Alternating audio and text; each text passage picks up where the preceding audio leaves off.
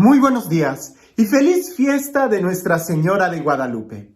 Hoy la iglesia está celebrando una de las apariciones marianas, la de la Virgen de Guadalupe. Ahora, veamos un poco primero el Evangelio, porque creo que a la luz del Evangelio, a la luz de la Sagrada Escritura, vamos a poder disfrutar y entender mucho mejor lo que sucedió en las apariciones de la Virgen de Guadalupe.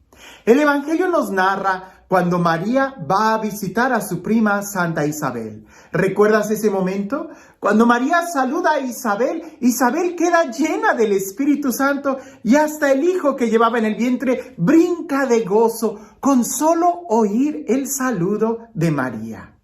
Claro, no es algo que nos deba de sorprender mucho si el mismo ángel cuando saluda a María la llama la llena de gracia, la llena del Espíritu Santo. ¿Recuerdas, por ejemplo, cuando José dudaba tomar a María en su casa? ¿Y qué es lo que el ángel le dice a José? No tengas miedo, que lo que le ha sucedido a ella es obra del Espíritu Santo. Eso es en el Nuevo Testamento. Si reflexionamos algunos de los textos del Antiguo Testamento que nos hablan de esas especies de epifanías o de encuentro que algunos han tenido con Dios, recordar por ejemplo a Moisés, cuando subía a la presencia de Dios y que pasaba mucho tiempo en oración, ¿no dice la Sagrada Escritura que bajó con el rostro radiante y que los que estaban ahí se daban cuenta de que él había hablado con Dios? Bien. ¿Qué no decir de María, la Madre de Jesús? ¿Qué no decir de esa mujer que como una fiel israelita estaba aguardando la promesa y en ella se hizo realidad? Aquellas profecías de antiguo que decían, mirad que la Virgen va a concebir y va a dar a luz a un hijo. Bueno, la misma imagen, pudiéramos nosotros decir así, de María en la Sagrada Escritura, ya nos está hablando de que Dios no abandona a su pueblo, de que Dios es fiel a sus promesas y cuida de todos sus hijos. Ahora, el Evangelio, la buena noticia del Evangelio, no era solamente para hombres de una sola raza, como lo era en el Antiguo Testamento. En el Antiguo Testamento, la fe era solamente para los judíos. Si tú no eras judío, no recibías las promesas de Dios. Pero resulta que en el Nuevo Testamento, en el Evangelio, esas promesas se abren para absolutamente todos, de toda lengua, de toda raza. Y es ahí donde nosotros podemos ir viendo cómo el Evangelio se tiene que predicar a todas las naciones. Y el Evangelio es la buena noticia de que Dios nos ama, de que tenemos un Dios vivo y verdadero que nos ama.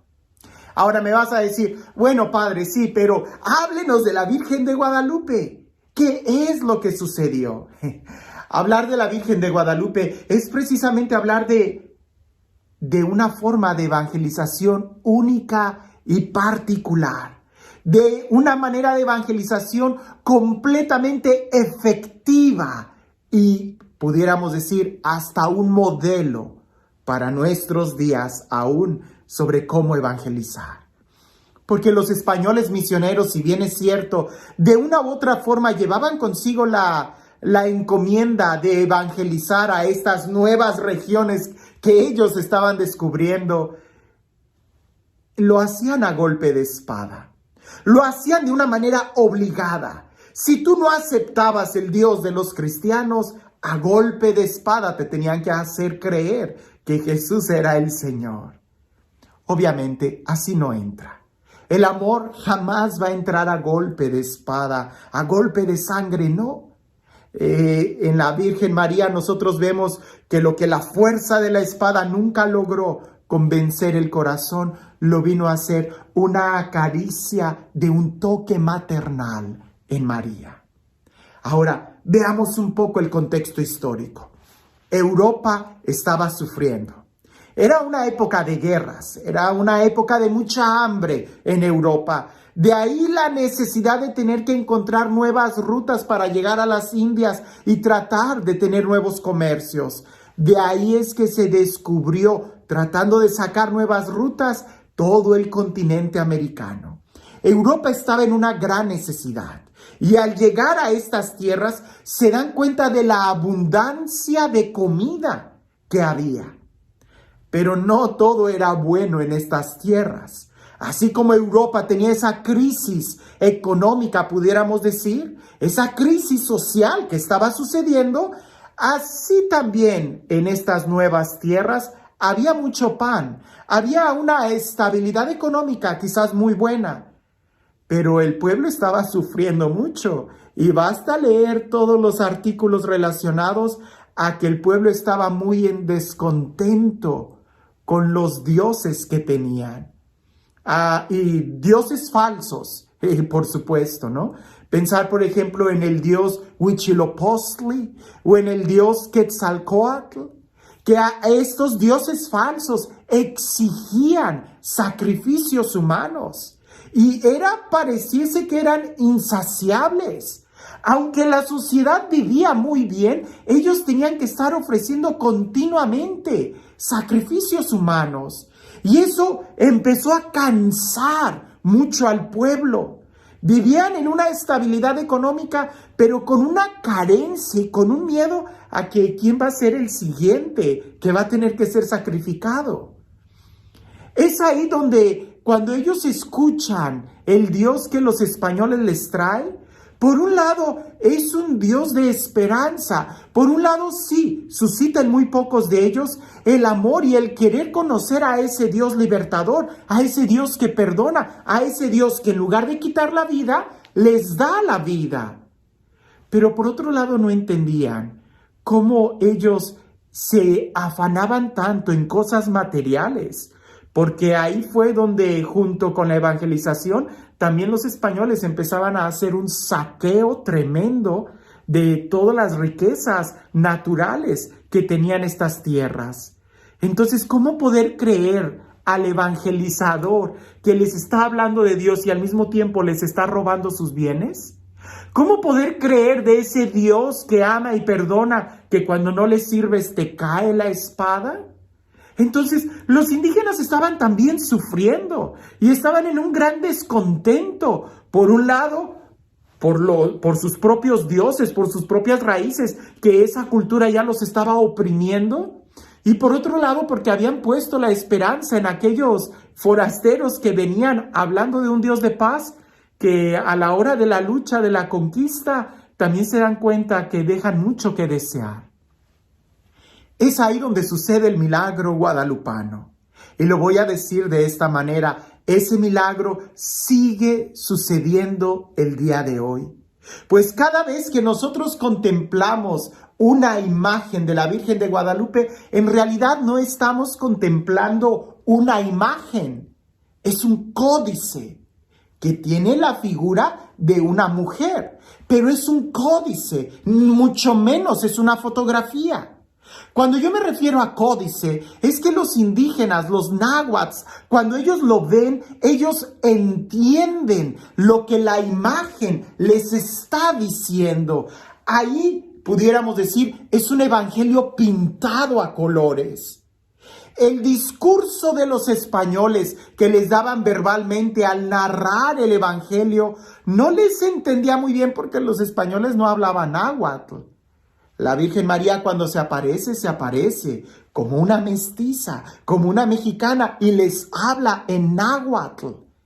Es ahí donde ellos sí entienden y logran comprender lo que ella les está anunciando.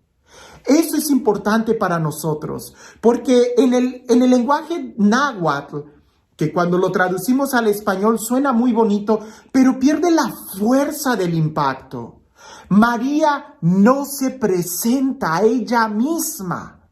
María está presentando a su hijo. María está hablando de su hijo. Y la forma náhuatl como presentan a alguien es precisamente dando un poco de referencia. Es como diciendo, yo soy el mensajero de. María cuando dice, yo soy la madre del verdadero Dios por quien se vive. Entendamos bien esto. María no se está presentando a ella misma. Ella está evangelizando. Ella viene a presentar a su hijo. Y por ahí algunos dicen que la mujer vestida de sol no está en realidad vestida de sol. Está vestida de un manto con estrellas, pero el sol está atrás de ella. Ella está preparándole el camino al sol de justicia. Está preparándole el camino a su hijo. Y hablar de todo el códice, entrar con todos los detalles que tiene, llevaríamos mucho tiempo, pero vale la pena. Porque hay algunos aspectos que en nuestra cultura occidental no se entiende, pero el indígena náhuatl lo logró comprender. Por ejemplo, para ellos, una mujer casada era una mujer que se hacía trenzas. Una mujer después de ser comprometida y que tenía relaciones sexuales con su marido, se hacía una trenza. Ya no tenía el pelo suelto. María, si tú la observas, tiene el pelo suelto y con un partido a la mitad, lo que significa que ella es virgen. Ella pudiéramos decir literalmente, es virgen. Pero también la postura que tiene con el cinto arriba de su vientre significa que ella está esperando un hijo. Esa es la mejor anunciación del Evangelio, pudiéramos decir, el mejor anuncio del Evangelio. La madre tierna que viene a hablar, la madre que trae un mensaje de esperanza, un mensaje de vida, la mujer que va a dar vida, no que la va a tomar, sino que da vida. Como madre, pero también ella de una manera particular con el mensaje que trae. Otro aspecto importante que pudiéramos ver son el juego de las manos. En una mano, la mano es redondeada, muy de indígena. La otra mano es una mano estilizada, muy alargada, muy española. María está juntando las dos culturas. Ella es la madre de toda la humanidad, no solamente de los mexicanos, y está enseñando la unidad, no de las dos razas, sino de todo el género humano. Y hasta algunos pudieran decir, del hombre con Dios, pues en ella el Verbo se hizo carne. Lo importante, y quisiera yo que nos quedáramos con esta idea, el mensaje guadalupano sigue siendo un mensaje nuevo para nosotros. Porque ella, al presentarse como la madre del verdadero Dios por quien se vive, está hablando de Jesús. Ella no es Dios, ella es la madre del verdadero Dios por quien se vive y por quien vivimos nosotros. ¿A quién le damos? ¿Quién ha salvado nuestra vida? Jesús. Es Jesús el verdadero Dios. Pero ella viene en un momento para aplacar, para exterminar esos dioses falsos, Quetzalcóatl, Huitzilopochtli, esos dioses que exigían la vida humana. Y ella viene y dice, ya no ellos, sino el verdadero Dios por quien se vive, Jesús.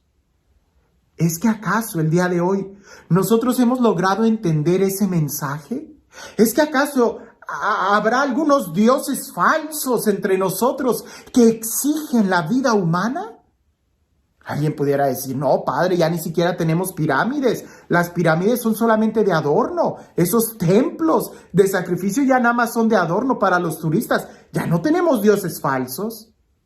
Sí hay muchos dioses falsos que siguen exigiendo la vida. Por ejemplo, el dios falso de un estereotipo de belleza, donde se puede entrar en anorexia hasta el punto de morir. El dios falso del placer, de la drogadicción, que las personas pueden incluso perder su vida y nunca ser saciados. El dios falso del poder, que buscan cada vez dominar más y explotar más al pueblo. El dios de la codicia, el dios de los narcotraficantes que te pide matar gente hasta que no encuentras esa saciedad en la codicia humana. Son dioses falsos. Son dioses que no dan vida, son dioses que no sacian, son dioses que lo único que hacen es quitarte la vida. María, con el toque maternal del amor, te está presentando al verdadero Dios por quien se vive. Contemplar a María es contemplar el Evangelio que sigue acercándose a nosotros. Y nosotros deberíamos de escuchar lo que el ángel le dijo a José: no tengas miedo de tomar a María en tu casa, de llevarla, de recibirla en tu casa. No tengas miedo de dirigirte a ella, dirígete a ella, pues no hay nadie mejor que te lleve a Jesús que María. Incluso en el Evangelio hay un mandamiento que María nos da: hagan lo que Jesús les dice. Acercarnos a María es de una manera segura acercarnos a Jesús, porque ella nos va a llevar a Jesús.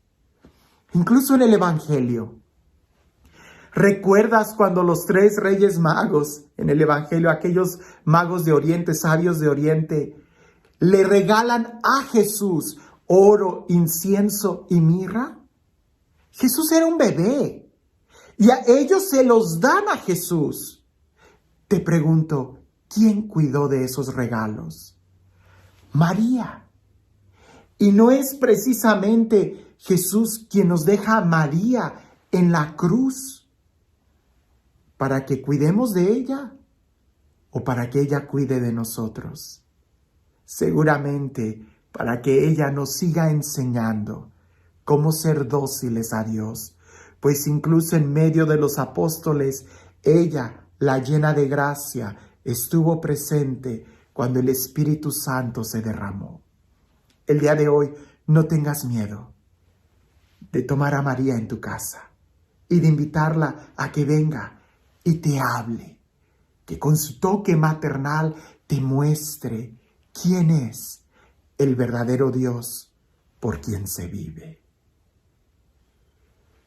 Y este Dios, el Dios del amor, el Dios de la vida, el Dios de la paz, el Dios que cumple sus promesas, el Dios que se acerca a nosotros y nos ama hasta el extremo de incluso darnos a su madre como madre nuestra, que sea Él quien el día de hoy te bendiga.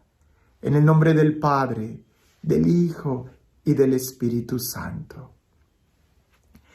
En un mundo lleno de miedo, en un mundo lleno de temor, de angustia, en un mundo lleno de sombras, hoy se sigue escuchando esa voz que dice: no tengas miedo, ¿no estoy yo aquí, que soy tu madre?